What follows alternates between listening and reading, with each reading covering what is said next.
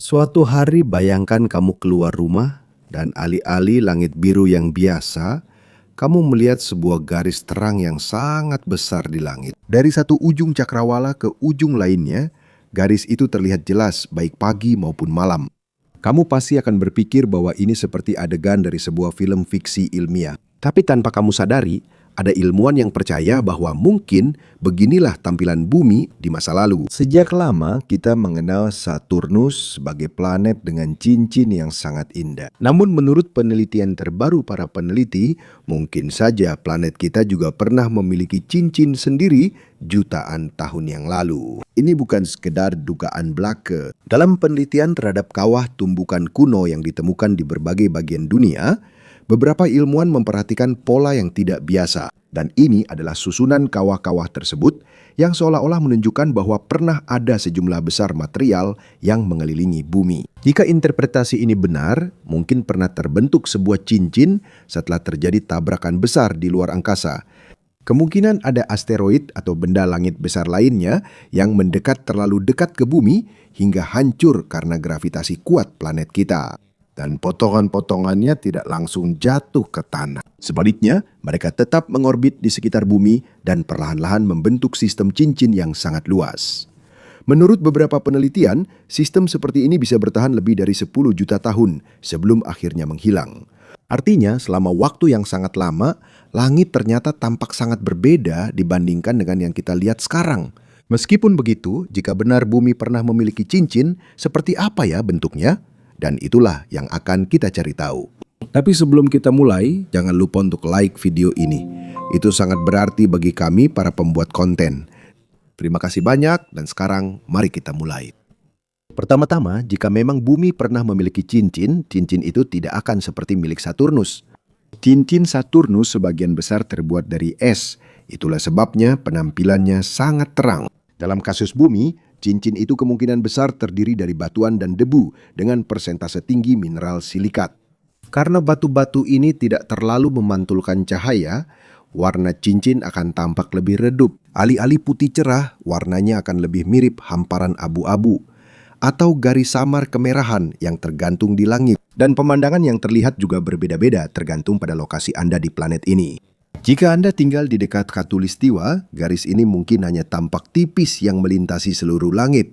Namun, semakin jauh Anda dari khatulistiwa, semakin luas bagian yang bisa Anda lihat. Di beberapa tempat, ini bisa tampak seperti sebuah lengkungan besar yang menutupi sebagian besar langit. Di wilayah dengan lintang menengah, ini mungkin menjadi salah satu pemandangan paling menakjubkan di seluruh langit. Karena di sini, kamu bisa melihat sebuah struktur permanen di langit yang tidak pernah hilang dan terlihat setiap hari selama banyak generasi. Dan ketika malam tiba, pemandangannya menjadi semakin luar biasa. Debu dan batu-batu kecil di dalam cincin itu bisa memantulkan dan menyebarkan cahaya dari bagian bumi yang terkena sinar matahari. Karena hal ini akan ada sedikit cahaya, bahkan di tempat-tempat yang seharusnya sudah gelap. Singkatnya, malam mungkin tidak akan sehitam malam yang kita kenal sekarang. Selama jutaan tahun, makhluk purba mungkin hidup di bawah langit dengan cincin raksasa yang tergantung di atas mereka. Sebuah pemandangan yang bagi kita tampak seperti khayalan belaka.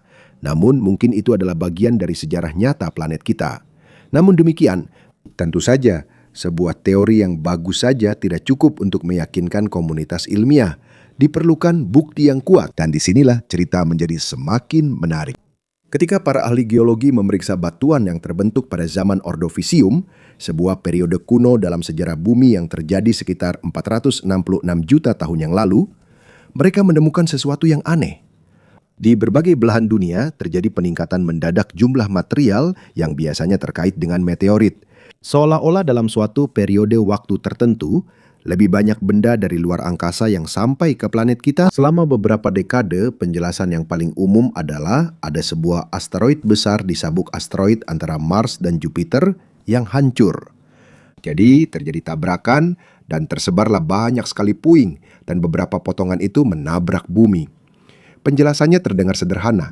Namun ketika para peneliti mempelajari lokasi kawah tumbukan kuno dengan lebih teliti, mulai muncul sebuah teka-teki. Pada tahun 2024, sebuah tim peneliti dari Australia menggunakan model komputer modern untuk menelusuri kembali posisi benua-benua di masa lalu.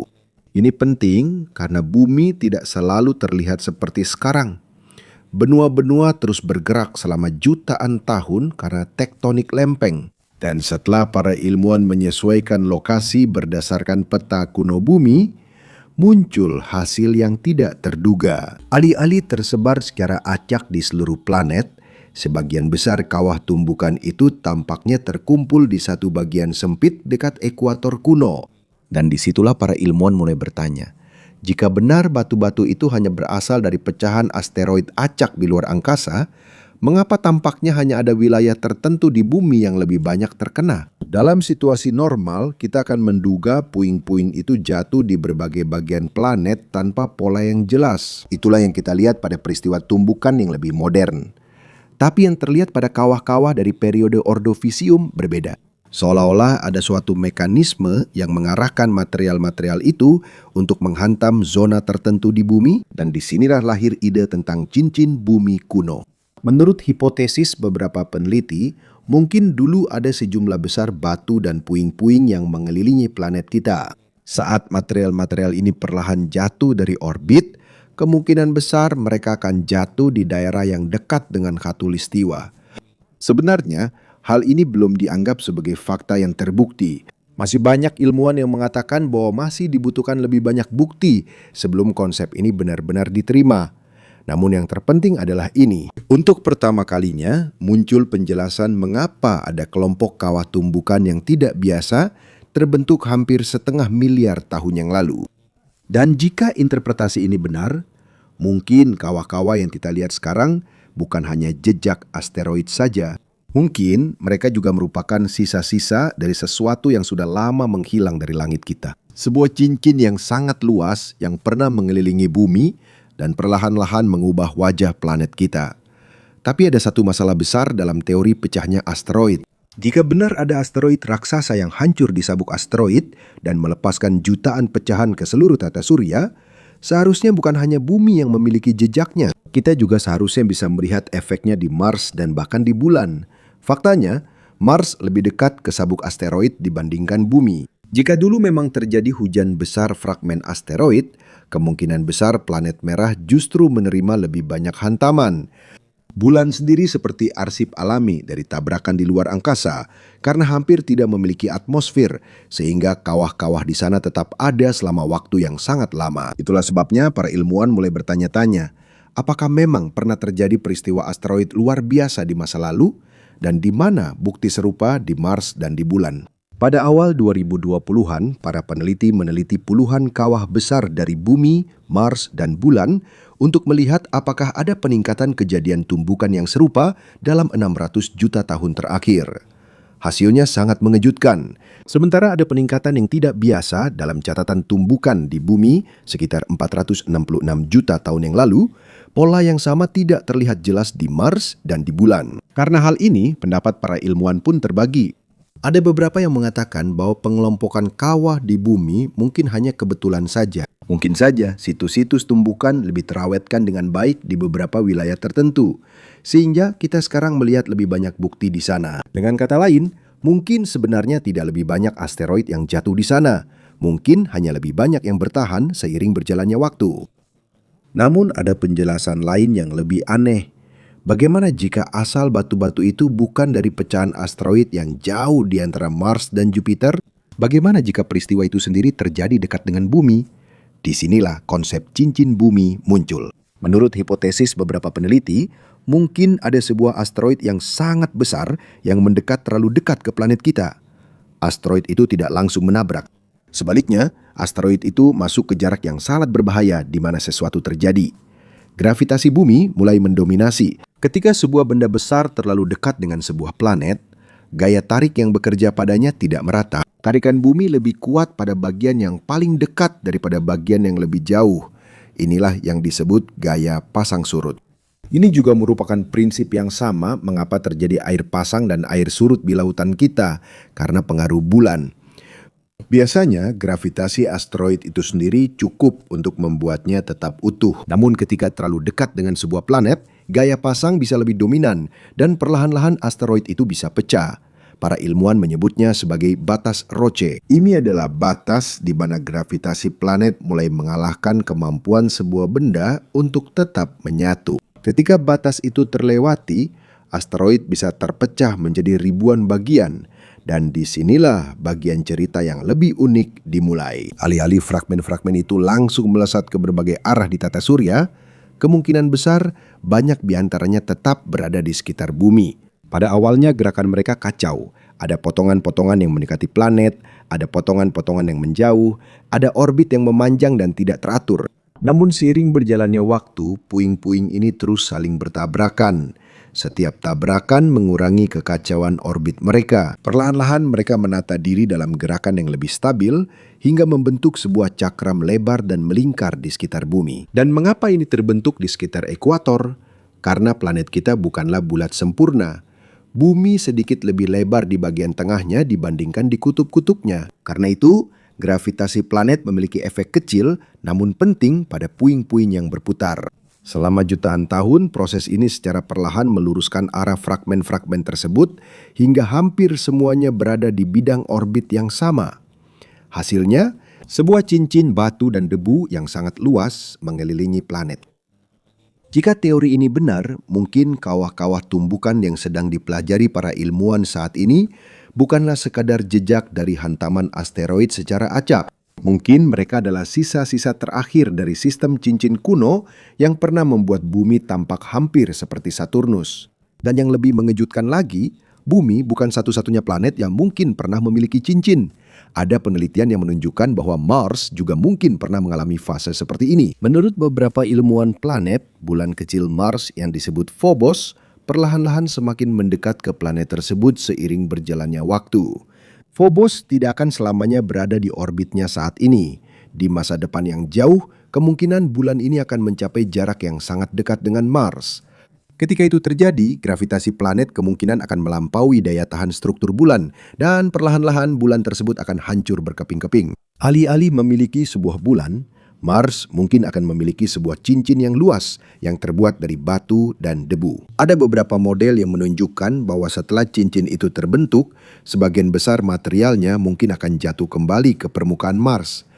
Sisa bagiannya mungkin akan bergabung kembali untuk membentuk bulan-bulan baru. Karena itu, ada beberapa ilmuwan yang menduga bahwa proses ini telah terjadi beberapa kali dalam sejarah Mars. Dan jika ini mungkin terjadi di planet merah, tentu saja muncul pertanyaan lain. Apakah ini juga terjadi di bumi? Saat ini penjelasan yang paling diterima tentang asal-usul bulan kita adalah hipotesis tabrakan raksasa. Menurut hipotesis ini, sekitar 4,5 miliar tahun yang lalu, sebuah protoplanet besar yang sering disebut para ilmuwan sebagai Theia menabrak bumi muda.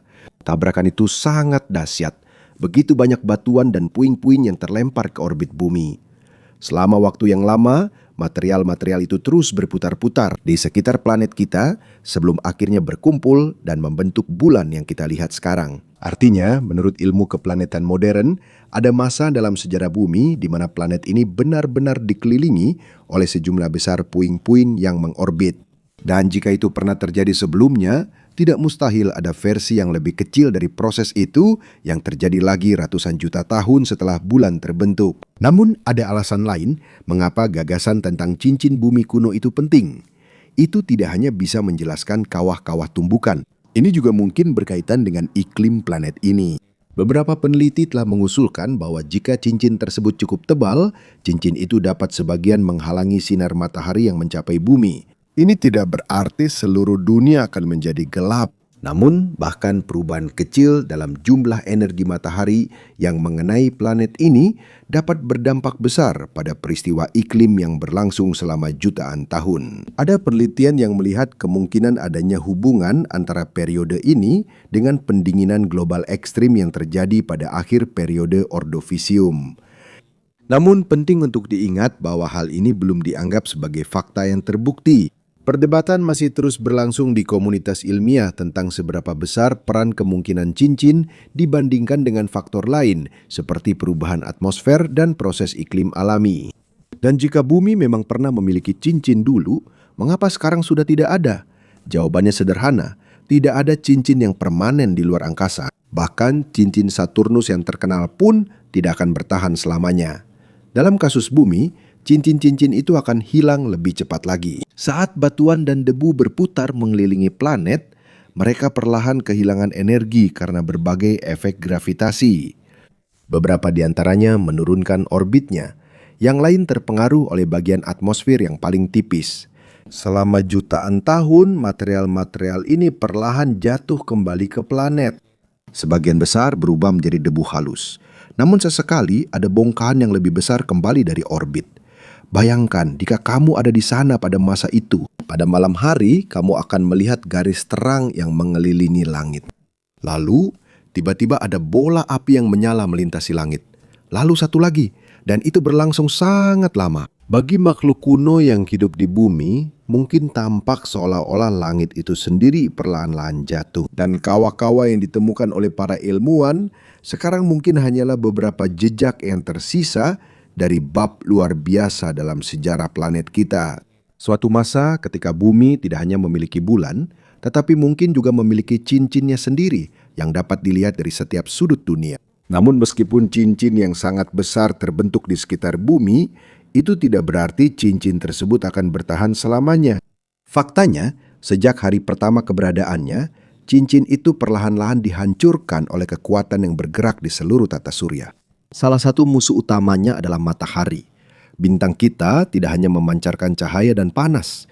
Matahari juga terus-menerus melepaskan partikel bermuatan yang melintasi ruang angkasa sebagai bagian dari angin matahari. Ketika partikel-partikel ini mengenai debu dan batu kecil di cincin, terjadi perubahan pada muatan listrik mereka. Beberapa material ini dapat dipengaruhi oleh medan magnet bumi dan secara perlahan menyimpang dari orbit aslinya. Jika dilihat dari permukaan bumi kuno, hal ini mungkin menghasilkan cahaya redup di bagian atas atmosfer. Tidak sekuat aurora yang kita lihat sekarang di dekat kutub, tetapi mungkin cukup untuk memberikan cahaya malam yang berbeda. Dan setiap partikel kecil yang hilang dari cincin itu perlahan-lahan juga habis. Namun bukan hanya matahari yang berperan di sini, bulan juga terlibat. Setiap kali bulan mengelilingi bumi, ada pengaruh kecil namun terus-menerus pada puing-puing yang berada di orbit. Selama jutaan tahun, tarikan gravitasi bulan yang berulang-ulang dapat menyebabkan perubahan pada pergerakan material di cincin itu. Ada partikel yang mungkin terlempar menjauh dari bumi, ada juga yang mungkin tertarik masuk ke dalam. Karena itu, bentuk sistem cincin tidak tetap rapi dan sempurna. Perlahan-lahan cincin itu berlubang, menipis, dan akhirnya runtuh. Ini adalah salah satu alasan mengapa beberapa ilmuwan percaya bahwa jika bumi pernah memiliki cincin pada periode Ordovisium, kemungkinan besar cincin itu tidak bertahan lebih dari beberapa puluh juta tahun. Setelah itu, cincin tersebut perlahan menghilang. Sekarang, mari kita pikirkan pertanyaan yang lebih menarik. Bagaimana jika bumi masih memiliki cincin hingga saat ini? Sekilas itu tampak sangat indah. Sebuah dekorasi permanen di langit kita. Pemandangan yang pasti akan menjadi simbol planet kita. Namun pada kenyataannya, hal itu bisa membawa banyak masalah. Hampir semua teknologi modern kita bergantung pada satelit. GPS, internet, perakiraan cuaca, telekomunikasi, sistem navigasi untuk penerbangan dan pelayaran. Semua itu bergantung pada peralatan yang mengorbit di luar angkasa. Sekarang bayangkan jutaan piramida, bongkahan batu, dan debu yang terus mengorbit di antara bumi dan satelit-satelit itu. Bahkan satu butir kecil saja yang bergerak sangat cepat bisa merusak peralatan penting di orbit. Peluncuran satelit baru akan menjadi lebih rumit, lebih mahal, lebih berbahaya, dan lebih banyak misi yang bisa gagal. Singkatnya, dunia modern yang kita kenal sekarang akan menjadi jauh lebih sulit untuk dijalankan. Namun bukan hanya teknologi yang akan terpengaruh, iklim juga bisa berubah. Menurut beberapa model teoretis, cincin yang tebal bisa menghalangi sebagian kecil sinar matahari yang mencapai beberapa wilayah bumi. Itu mungkin terdengar seperti hal kecil. Namun dalam ilmu iklim, bahkan perubahan 1 atau 2 derajat saja pada suhu rata-rata dapat memiliki dampak besar pada pola cuaca, ekosistem, dan pertanian. Periode dingin bisa menjadi lebih lama di beberapa tempat, distribusi curah hujan juga bisa berubah. Dan organisme yang bergantung pada sinar matahari yang teratur juga bisa terdampak. Namun, bahaya terbesar bukanlah iklim, melainkan benda-benda yang jatuh dari cincin. Sebagian besar puing-puing akan terbakar di atmosfer sebagai meteor biasa. Dari bumi, ini akan tampak seperti pertunjukan kembang api yang sangat indah yang hampir setiap malam bisa dilihat. Namun, tidak semua fragmen itu kecil. Sesekali ada potongan yang lebih besar yang bisa bertahan saat memasuki atmosfer. Dan ketika itu terjadi, itu bukan lagi sekadar bintang jatuh, itu menjadi peristiwa tumbukan. Sebuah batu yang hanya berukuran beberapa puluh meter saja bisa menyebabkan kerusakan parah pada sebuah kota. Dan jika yang jatuh lebih besar dari itu, dampaknya bisa dirasakan di seluruh dunia. Jadi, meskipun membayangkan bumi dengan cincinnya sendiri sangat indah, sains juga menunjukkan bahwa hal itu membawa bahaya. Mungkin inilah alasan mengapa kawah kuno dan petunjuk geologis yang sedang dipelajari para peneliti saat ini sangat penting. Mereka tidak hanya mencoba mencari tahu apakah bumi pernah memiliki cincin, mereka juga mencoba memahami bagaimana suatu peristiwa yang terjadi ratusan juta tahun lalu bisa mengubah iklim, langit, dan bahkan sejarah kehidupan di planet kita. Ada satu aspek lain dari kehidupan yang kemungkinan besar akan sangat berbeda jika bumi masih memiliki cincin hingga sekarang. Dan ini berkaitan dengan cara kita mempelajari luar angkasa. Saat ini kita bisa mengirim satelit, teleskop luar angkasa, dan wahana robotik ke berbagai bagian tata surya karena ruang di sekitar planet kita cukup bersih. Tapi bayangkan jika ada sabuk batu dan debu yang sangat luas yang berputar di antara bumi dan orbit yang lebih tinggi.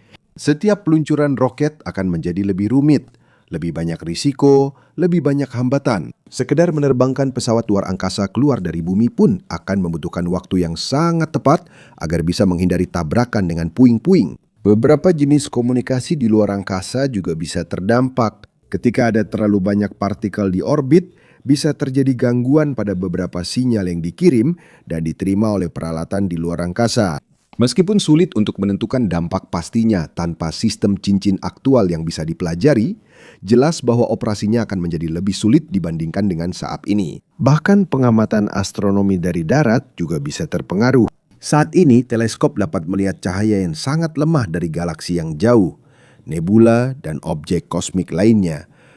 Namun, jika ada cincin permanen yang memantulkan dan menyebarkan cahaya di langit, latar belakang malam bisa menjadi lebih terang. Dan ketika langit menjadi lebih terang, akan semakin sulit untuk melihat benda-benda yang sangat jauh dan sangat redup. Di satu sisi, pemandangan malam akan menjadi lebih menakjubkan. Di sisi lain, kita mungkin akan lebih lambat dalam menemukan beberapa rahasia terpenting alam semesta. Mungkin juga sejarah ilmu pengetahuan akan berjalan berbeda.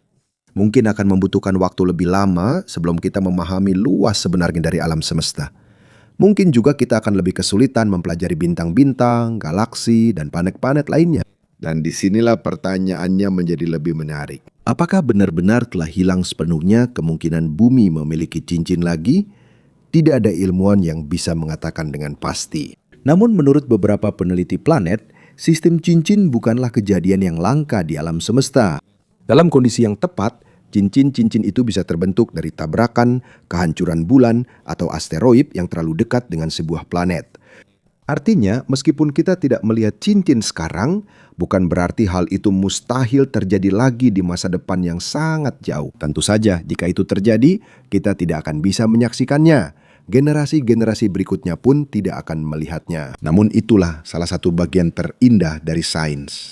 Meskipun kita tidak secara langsung melihat masa lalu, kita bisa menyusun ceritanya menggunakan jejak-jejak yang tertinggal di batu, tanah, dan angkasa. Dari beberapa kawah kuno, jejak kimia yang khas, dan model komputer modern, para ilmuwan dapat membentuk gambaran tentang sebuah dunia yang telah lama hilang. Sebuah bumi yang mungkin memiliki langit yang berbeda. Sebuah bumi yang mungkin memiliki cincinnya sendiri. Dan meskipun gagasan ini belum sepenuhnya terbukti, hal ini menunjukkan betapa banyak yang belum kita ketahui tentang sejarah planet kita. Karena jika benar, penelitian baru ini mungkin menunjukkan bahwa selama jutaan tahun, makhluk-makhluk yang hidup sebelum manusia pernah menatap pemandangan yang tidak akan pernah kita lihat lagi. Sebuah cincin yang sangat luas mengelilingi bumi dan perlahan-lahan menghilang, hingga akhirnya menjadi bagian dari misteri yang kini coba dipecahkan oleh ilmu pengetahuan modern.